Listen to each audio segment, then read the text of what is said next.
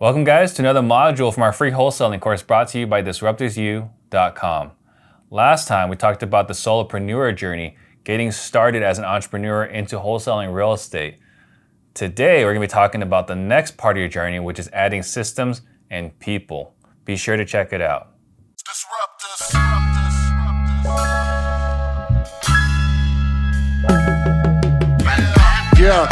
We Real Estate Disruptors. The first part of growing outside of yourself is not necessarily hiring somebody, but bringing other people into your ecosphere. So what does that look like? This could be pre-COVID, and maybe for those of you that are more comfortable right now still, is going to meetups. You know, we were hosting a meetup every single month, and we had over 100 people consistently at our meetups, right? So we have meetups. Going to RIAs, going to real estate investor associations, you get to meet other investors that are beginning their journey or maybe a little bit further along. But you get to meet other people. You got masterminds. If you sign up for a mastermind, which might be a little early, but if you sign up for a mastermind, you can meet other people that are trying to do the same thing. And then the last one is maybe not quite leveraging other people, but I'm a very big believer here. This is the reason why you're here. It's the power of social media. Creating content. By creating content, you're bringing other people into your world, people that you can collaborate with, or as our friends put it very nicely, squad up.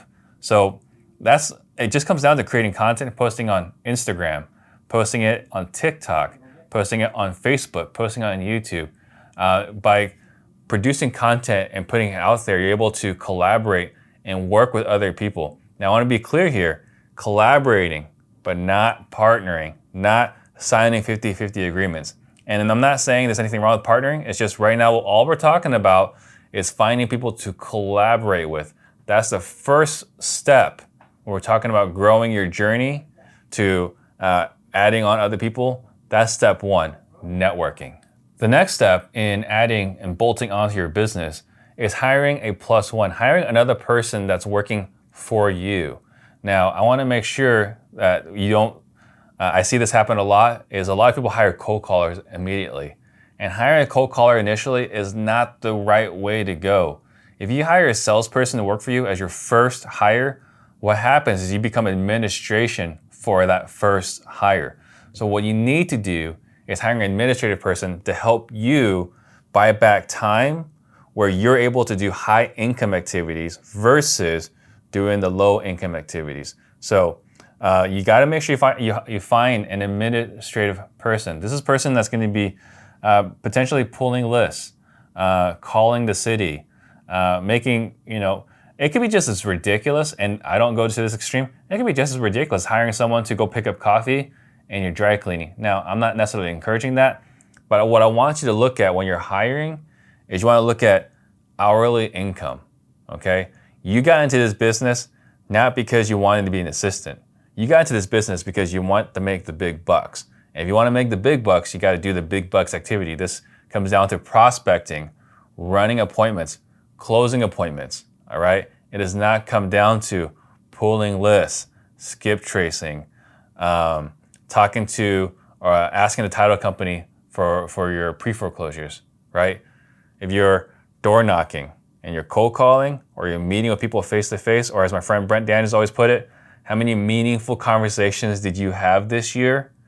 That's what you got to look at. So when you're hiring initially, when your very first hire, all you're doing is you're hiring someone so that you can make more money by having more quality conversations.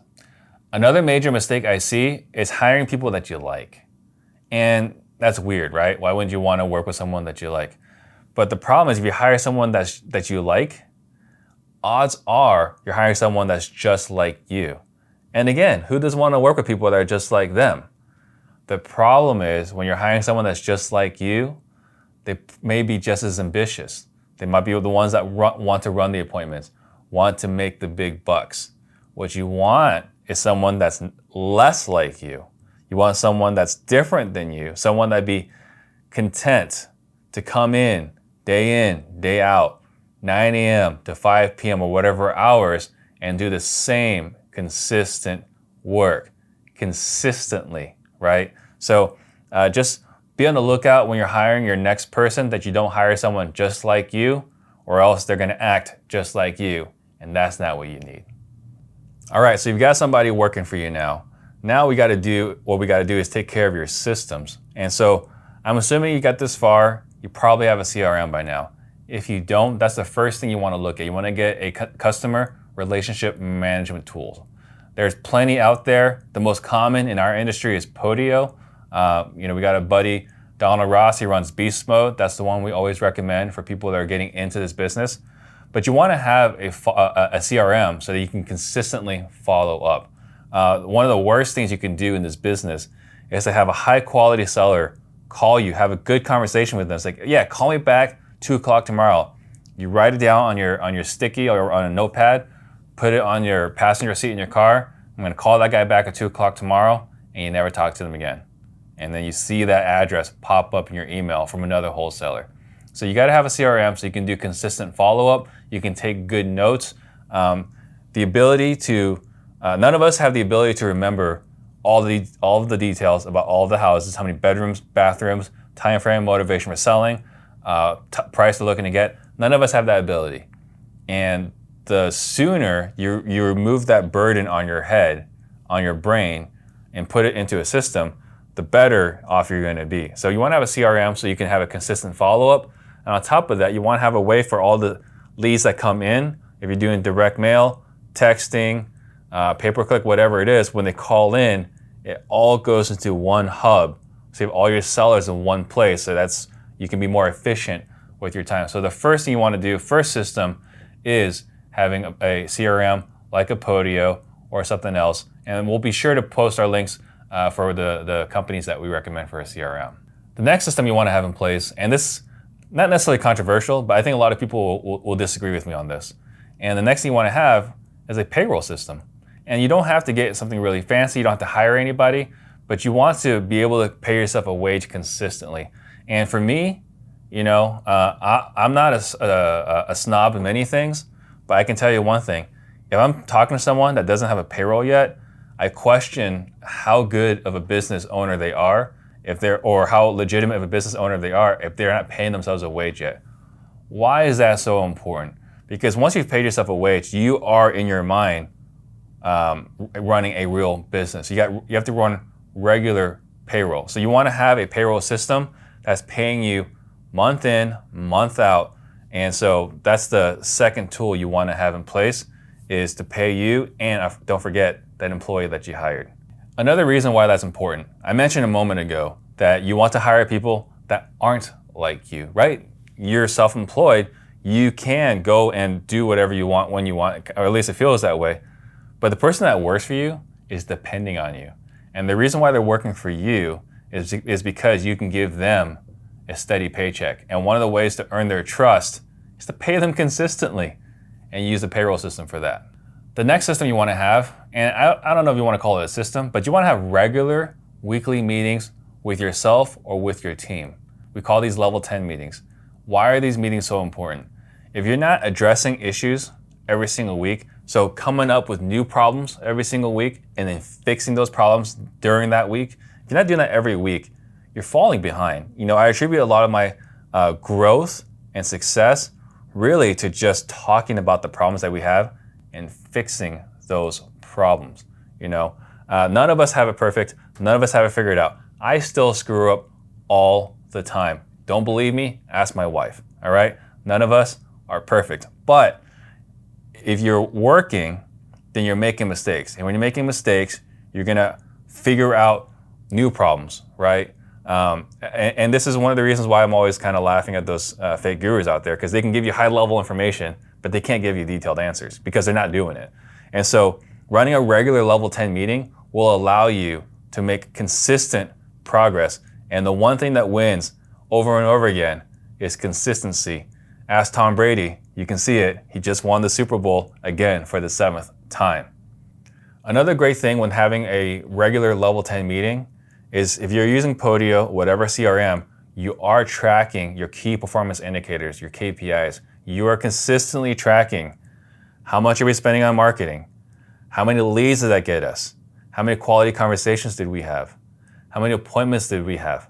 How many contracts did we sign? How many closings did we have? How much did we make from those closings? Those metrics, tracked every single week in your level 10 meetings, pulled from your Podio, will give you fantastic insight on what's working in your business and what's not working. So you can focus on doing what's working and cut what's not working. Barnum and Bailey, from P.T. Barnum from Barnum and Bailey, they always ask them, well, how do you know is your marketing working? His answer is, I always know my marketing is working. My marketing is working consistently. I just don't know which half. You don't want to be that guy. Now that you got your shiny assistant in place, right, the one that you just hired, you can have him or her start documenting your processes. One of the things that's going to happen as you grow, if you hire someone that's amazing, like you just crushed it on that first hire, this is a person that's going to grow with you. And they're eventually going to have people reporting to him or her. And you can't move them up if you're not documenting processes, because when you bring people in, how are they going to know what they need to do? So one of the next things you want to do is have the person that you hired, your very first hire, document your processes. We personally prefer Suite Process, so we'll be sure to post that link below as well. But that's what you'll want to do when you're as you're growing, is you want to document your processes. You're going to create onboarding procedures. You're going to create, here's how we cold call. Here's how we open a contract. Here's how we deal with escrow. Here's the policy and procedure in dealing with the seller throughout the entire transaction. Documenting your processes will make your life easier, will make your team's life easier because they have a checklist or procedures, and it'll make your clients happier because they're getting consistent quality service each and every time you deal with them. Just imagine, you go to a Starbucks. They look pretty much the same everywhere you go. And if you were to get a caramel frappuccino, they should make it exactly the same way no matter which Starbucks you go to. You want to get to that kind of consistency in your business. And the last thing I'll talk about when it comes to systems is money. And money is a topic that for some people are uncomfortable with, but let's face it, most of you got into this business for two reasons: time freedom and financial freedom. And you get the time freedom by having amazing people behind you, but in order to have that, you need to have financial freedom. How do you get financial freedom? You just need to get good at your books. First things first, you're going to want to hire a bookkeeper. Unless you are naturally a good bookkeeper, you like looking at QuickBooks, you need a bookkeeper. All right, the bookkeeper is going to help you figure out every single month your profit and loss. You're going to figure out your balance sheet and eventually your cash flow statement. You're going to be able to predict where you're going to be 30 days from today. That's what I do every single week. I meet with my accountant. I look at my P&L for the previous 30 days, which is great, right? We're doing better than 80% of the wholesalers out there. We can do a P&L looking back at the last 30 days. But what really gives us the confidence is we know where we're going to be 30 days from today. And you can't get there without a good bookkeeper. So the finances, what's the expression? What you focus on expands. If you're paying attention to your money, you will get better at having money, right? So definitely hire a good bookkeeper. If you can't, even better, get a Profit First certified or at least a Profit First competent bookkeeper to work with you.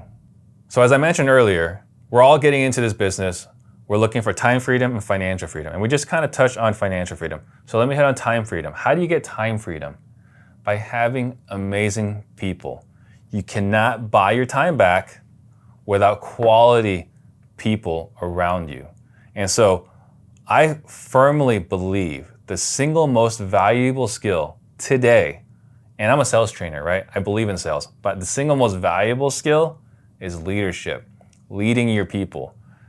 What does that mean? You've got to help people reach their goals, get where they want. I heard a great quote. People won't follow you until they know that you know them, right? You need to understand them. You need to appreciate them. And you see this, unfortunately, in some businesses that have really, really high turnover. And we're in wholesaling. It's a cutthroat business. There's a lot of high turnover in our business. But you'll also notice that there are some teams that have higher turnover than others. And what it comes down to is leadership. If you don't care about the people, they'll leave you. People come to you for money. Amazing people will come to you for the money, right? They need a job. They got bills to pay.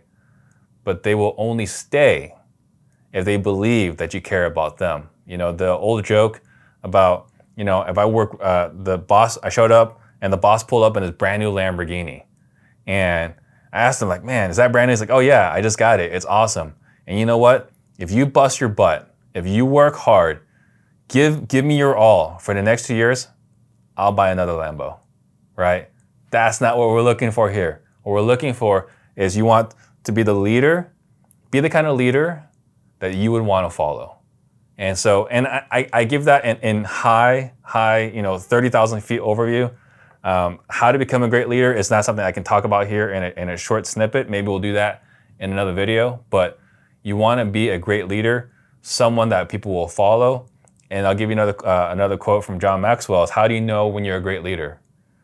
It's when you turn around and you see people behind you, right? If you don't have followers, you're not a good leader. So that's the last skill that you're going to need to win in this business.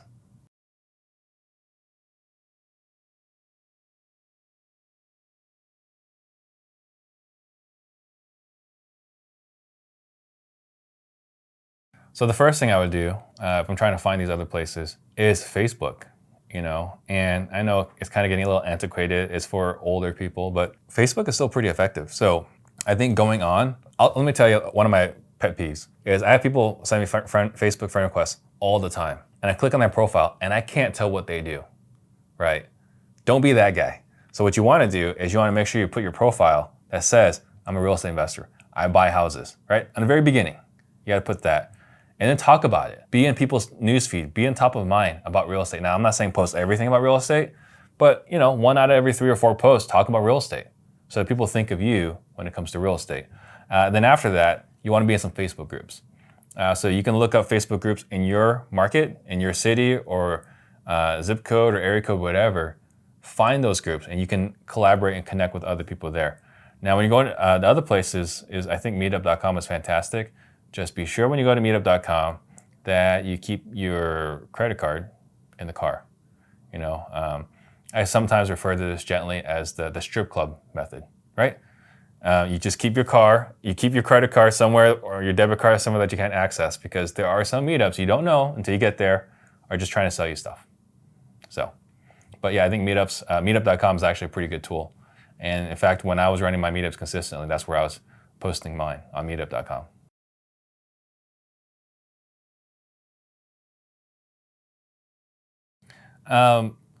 Being the expert in your circle is not necessarily the fastest way to grow or the most effective way to grow, but it's a way to grow initially when your ability to market is limited by your budget.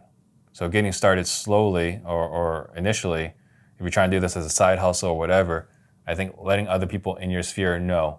Eventually, you want to brand yourself into a niche. And one of the problems I had when I first started, I was a cocky little SOB when I started, And so when the older folks were saying, you want to make sure that you become a specialist, the riches are in the niches, jack of trades, don't get paid.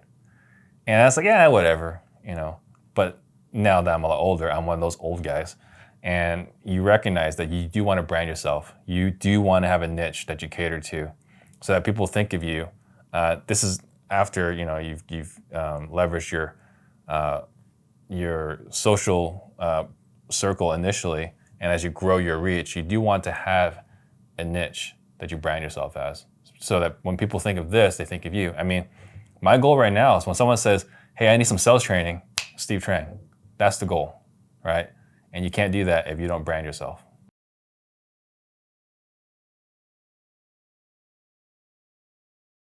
So I think the longer you can bootstrap it, the better. But I would also say, as soon as you're financially able to hire an assistant, you've got to hire an assistant. People ask me all the time, if I was getting started, me personally, if I was getting started right now, what would I do? Step 1, I would hire a mentor, and B, I would hire an assistant. Right? And for me personally, because I'm a high risk person, I would just put all that on my credit card. I wouldn't care. But I can't recommend that to other people, right? Everyone's got to make their own decisions. But that's what I would personally do myself. That's what I actually did myself, right? But I would say hiring an assistant is the most important first step, because you get paid on an hourly rate and or based off your activities. And if you're doing administrative activities, you're going to get paid administrative rates. Now, one common pitfall is a lot of people are afraid to hire. They're like, I can't afford to spend $2,000, $3,000, $4,000, $5,000 per month on administrative help. Maybe 5,000 is high. 2,000, 3,000, 4,000 a month on administrative help. And I get that, right? Like, well, they don't look at 2,000, 3,000, 4,000. They're looking at, I can't afford to spend 25, 30, 40, 50,000 on a person. That's kind of what they tell themselves. I don't have 50,000 in the bank to do that. And really, it doesn't come down to that. If the person's a good fit, they pay for themselves. You know, a great employee is going to bring in a 3 to 5x return on investment. You spend $3,000 per month on a great employee, they should be bringing $9,000 a month in revenue. So if after 2 months they don't work out, or even 30 days, or heck, they don't show up the first day, right? It doesn't cost you $30,000, $40,000. All it cost you was just that, well, you wouldn't even pay them if they didn't show up the first day. But if they sucked after 2 weeks, you got rid of them, you lost 2 weeks. But that's still worth it versus you doing all the minimum wage activities. So the way I want everyone to look at it is talented people pay for themselves, and you're not paying, personally guaranteeing, you're not putting 40, 50,000 aside.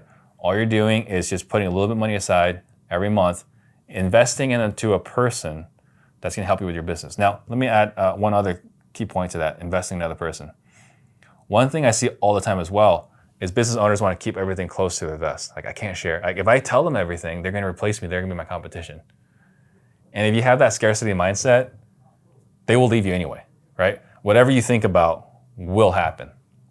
So Jim Rohn is someone, one of my heroes. And what he always said was, someone asked him, like, what happens if I train them and they leave? His answer was, what if you don't train them and they stay? That's even worse. So just keep that in mind.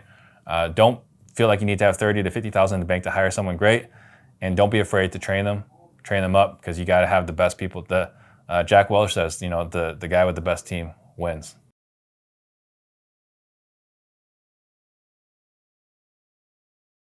So when you're looking at your business and you're looking at, let's just say we're not wholesalers, just hypothetically you're in another industry, a bakery or a sandwich shop, whatever, your margins are not as high.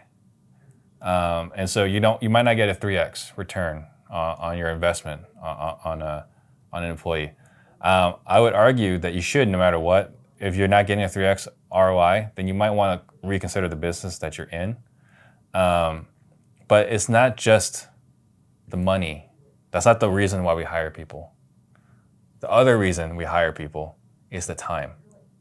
If you don't have great people around you, then you will be taking the calls at 9 p.m. You will be taking the calls on Saturday and Sunday, right? So having people around you, great people around you, they will help you create a better ROI, but they're also gonna give you your time freedom back so that you can do the things that you wanted to do when you first had the idea, hey, I wanna be an entrepreneur. Hey, I wanna control my own life. That's what it takes. You gotta have good people, and if you're in an industry where margins are super tight, you might want to look into get a different business with different margins. In not this current situation, but I still remember in the 2007, 2008 recession, I learned that a lot of retail shops run at 4% profitability. That's a disaster, because that means that your business slows down 4%, you're breaking even. And if it slows down 5%, you're losing money. So I would encourage anyone that's in a business where the margins are that low, reconsider. That's the reason why so many people are chasing wholesaling. The margins are a lot larger. Profitability, high profitability is a lot more common in our industry and in real estate in general. That's it, guys. Hopefully, after watching this module and the previous module, you've got a clearer idea of the journey that's ahead of you, and you'll be better prepared, better equipped to succeed and not be one of the 80% that don't make it in this business. Let's watch you succeed, and let me know when you do. I want to be a part a small part of your story. And if you haven't checked it out yet, please go to Amazon. Active Listening 2.0, that's my book I wrote on sales to help you close more deals without spending any more money. See you guys next time. Disruptors.